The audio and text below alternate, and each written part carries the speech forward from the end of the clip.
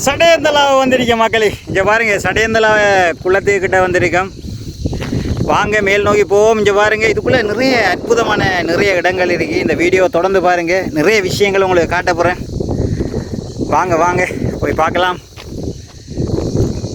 இங்கே பாருங்கள் எப்படி இருக்குன்னு சொல்லி ஒளி தோட்டம் சடையந்தலாவை குளம்.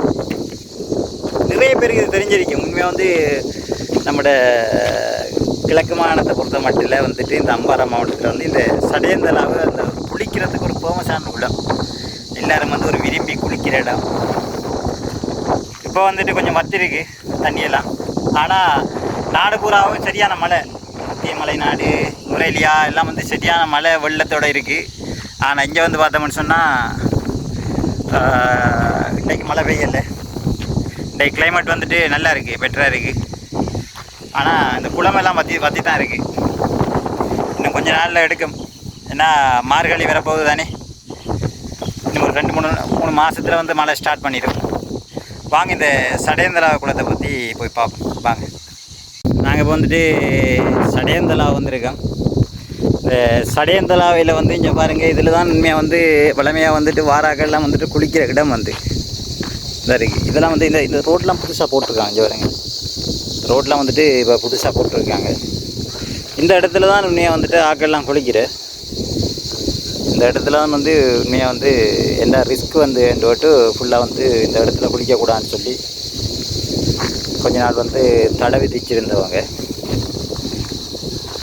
இந்த வான்கதவு பார்த்தீங்கன்னு சொன்னால் அந்த சடையந்தலாவை குளம் தான் இது. இந்த சடையந்தலாவை குளத்தில் ஒரு வான்கதவு இருக்குது.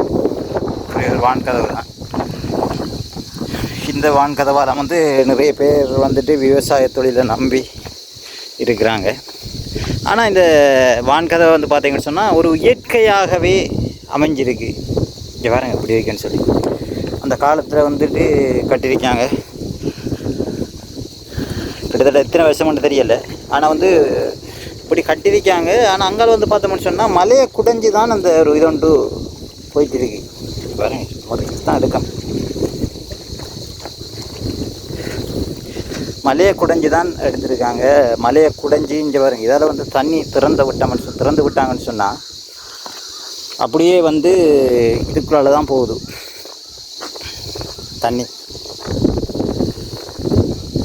பாருங்க அப்படியே இதுதான் மலை. இங்கே பாருங்க ஃபுல்லாக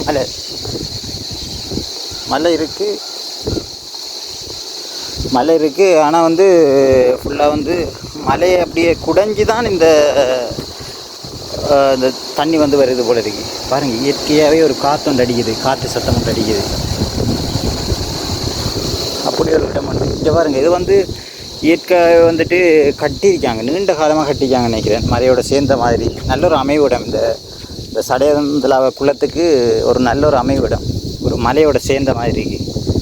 இங்கே பாருங்கள் எப்படியெல்லாம் கட்டியிருக்காங்கன்னு சொல்லி.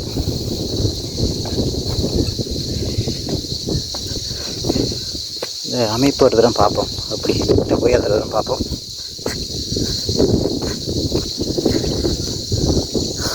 இந்த கொங்கிரீட் எல்லாம் போட்டு தான் கட்டிக்காங்க. ஆனால் பழைய கட்டடம் தான், பழசு தான் இது. ஆனால் மலையோட சேர்ந்த மாதிரி கட்டிக்காங்க.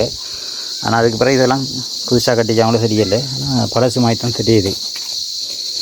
இதெல்லாம் உடைச்சி வாரன்ட்டு சொன்னால் உண்மையாக கஷ்டம்தான்.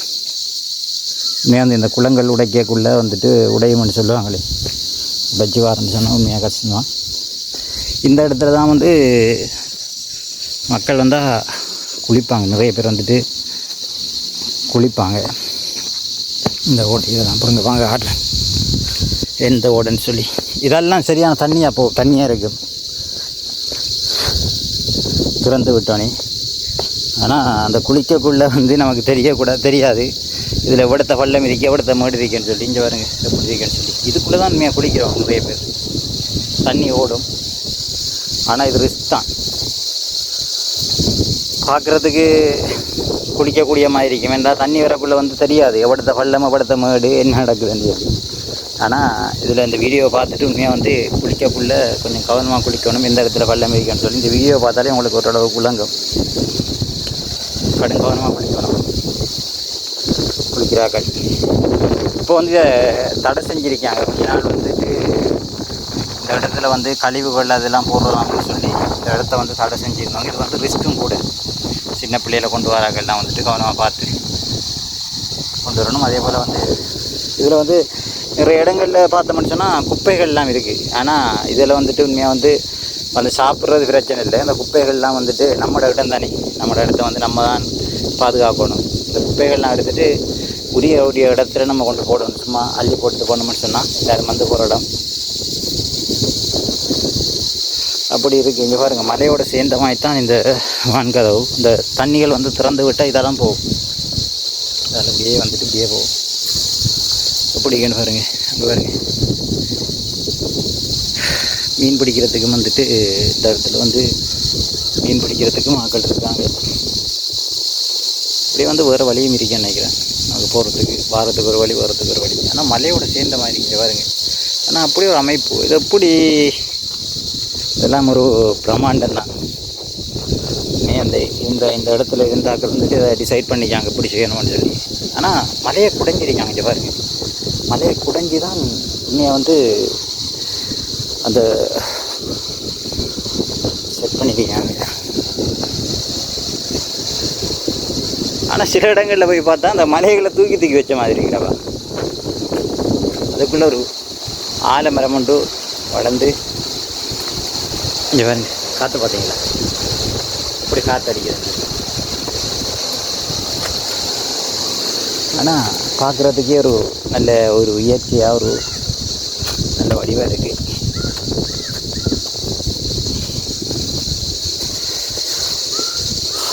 வாங்க தொடர்ந்து வீடியோவை பாருங்கள்.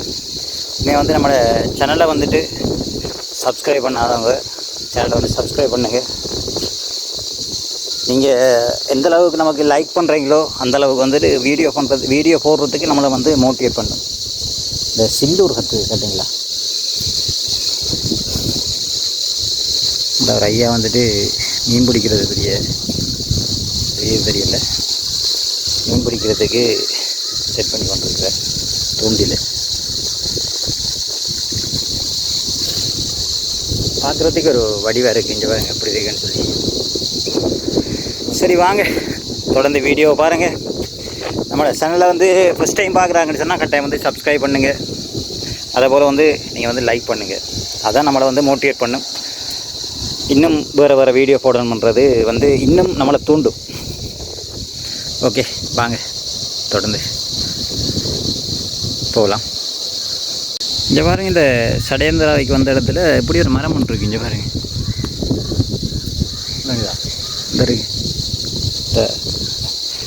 ஒரு பூ ஒன்று விழுந்துருக்கு. அதை தான் எடுத்து வச்சுருக்கு. இது என்ன பூ ஒன்று தெரியல, ஆனால் பார்க்குறதுக்கே வந்துட்டு வடிவாக இருக்குது. வேண்டா இந்த ஒன்று விழுந்துருக்கு போல இருக்கு.